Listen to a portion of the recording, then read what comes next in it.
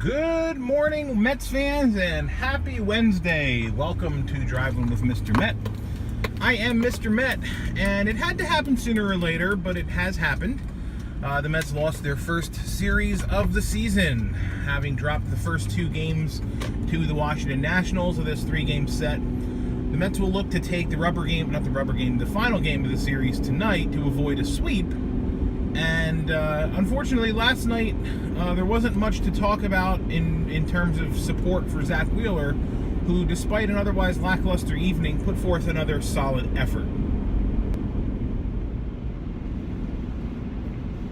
Zack Wheeler's second start of the season wasn't quite as good as his first, but then again, he wasn't facing a team quite as bad as the one he faced in his first. That would be the Florida/Miami Marlins.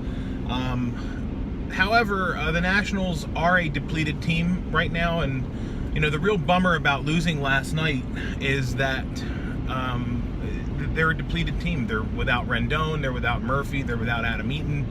The Mets once again missed Strasburg and Scherzer, and again primed to at least win the series, and now we're talking about salvaging the final game and just taking one to avoid a sweep. That's the biggest negative for me about losing this series to the Nationals. Look, again, we weren't going to win every game this year. We weren't going to win every series. That's got to be the goal, though, win every series. And it didn't happen this time. So it's hard to get really mad about it. Last night, you just kind of have to tip your cap to Gio Gonzalez. Interestingly, Danny Abriano wrote a piece on Mets blog yesterday that where he sort of went back and rewatched the meltdown inning from Monday night, and I did not watch the inning again, but reading the article sort of clicked a couple of things for me, and what Danny was saying basically was that the Nationals did not make that much solid contact in that inning. And the more I thought about reading that yesterday, I thought about that last night during the game. The Nationals had so many little bleeder and blooper hits last night that just squirted through the infield or found the hole. It happens. It's baseball. This sort of thing can go either way, and unfortunately last night it went against the Mets. So, excuse me. Zack Wheeler, another solid effort. He gave you the textbook definition of a quality start, although I'd be hard-pressed to find anyone who's a real baseball fan who thinks that a 4.50 ERA is quality, but that's neither here nor there. Tonight, the Mets will send Steven Matz to the mound, and this makes me nervous because Matz needs to act as a sort of a mini stopper here to end this two-game slide. I hope that Matz is up to the task. Of all of the pitchers that the Mets have on the staff, perhaps excluding Matt Harvey, because I don't know what Matt's mental state is ever. But of all of the pitchers on the staff who I think have the mental capacity to sort of step up and psychologically get themselves in a place where they can be the stopper, I have the least confidence in Steven Matz. And I don't mean to sound negative about him, but I just do. I don't have a ton of confidence about him. I'd love for him to go out tonight and prove me wrong, so that's what I'm going to be looking for. And on the offensive side of the game, I want to make a comment about Jose Reyes. Jose Reyes is 0 for 17 on the season so far. He has yet to collect a hit. He failed in a really big, tight, important spot last night in the game with the bases loaded, struck out. And this morning, his comments that I've read, his post-game comments are sort of like, "I'll get there. Got to give me some time. I'm trying to adjust to this new role. I'm used to playing every day," and all of that is true. But at the same time, there's got to reach a point where Jose Reyes appears to be dead weight on this roster, and I'm feeling like we're getting closer and closer to that becoming a reality. Dominic Smith continues to rake at AAA. I just found that out yesterday as well. Dom Smith is off to a terrific start offensively in Vegas.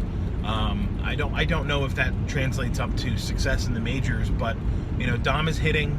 Adrian Gonzalez is not really hitting, but he's not really hurting the team. So I just wonder whether there's the idea that perhaps Reyes is is DFA'd to make room for someone like a Dom Smith or even like a Gavin Cecchini or someone like that who might be able to provide better at-bats than Reyes can. I love Jose Reyes. I love everything that he's done for this team. I love that he's back here. In my heart of hearts, the only thing that I really absolutely wanted to see and wanted to see when he came back was I wanted to see he and David Wright patrolling the infield together just one last time. And I don't know that we're ever going to get that at all. And I don't know that that matters whether Reyes stays or goes. It doesn't seem like David Wright's coming back at all. So while there's sentimentality about keeping Reyes, I think the baseball decision is to move on from him and designate him for assignment. And it's a bummer, but I think it has to be done. So final thought, final comment. Mickey Callaway is his first bump in the road. 2 days in a row where things didn't go the Mets' way. Mets Twitter went batshit crazy Monday night. I mean, batshit crazy. Blaming him for the loss, blaming him for the decisions,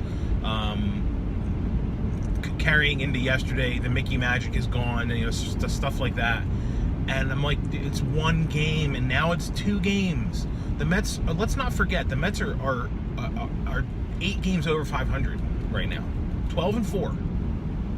On opening day, every single one of us would have signed up for a 12-4 start and a 3-2 record against the Nationals. Excuse me. So let's not get on Mickey Callaway. Let's not get all nutjob Mets Twitter on everybody, okay? Let's just simmer down a little bit, and let's understand that one game is less than 0.5% of the season.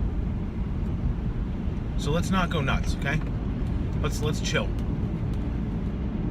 So that's going to wrap it up for today. I hope, again, that Steven Matz has some better success tonight against the Nats than I'm expecting him to have, but that's why we have to watch the game. That's why they play the game. So until that game is played, I will be back tomorrow to recap it. And thanks for watching. Follow me on Twitter at Mr_Met. And as always, let's go Mets.